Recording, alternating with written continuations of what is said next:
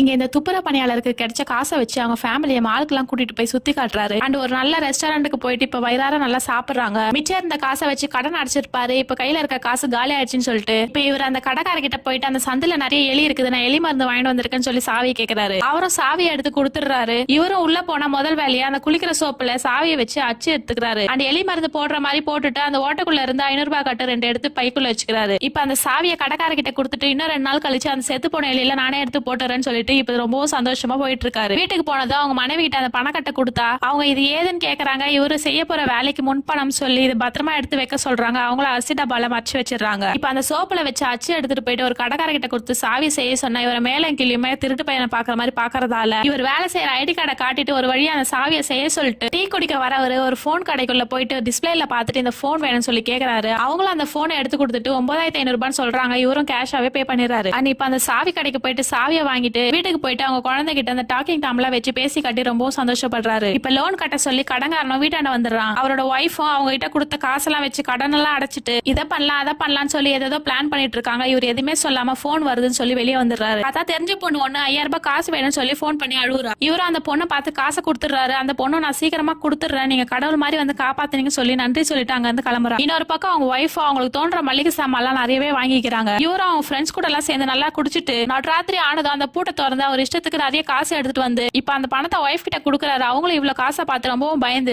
ஏது இவ்வளவு காசுன்னு சொல்லி கேக்குறாங்க. அவரும் நான் எந்த தப்பும் பண்ணல, நான் யார்கிட்ட இருந்து திருடல, நீ இந்த காசை எடுத்து மறைச்சு வைன்னு சொல்லி சொல்றாரு. இப்ப அந்த காசை வச்சு தெரிஞ்சவங்களோட ஒரு வீடை வாங்கி அதை ரெனோவேட் பண்ணி இப்ப கொடுத்தனமும் போயிடுறாங்க.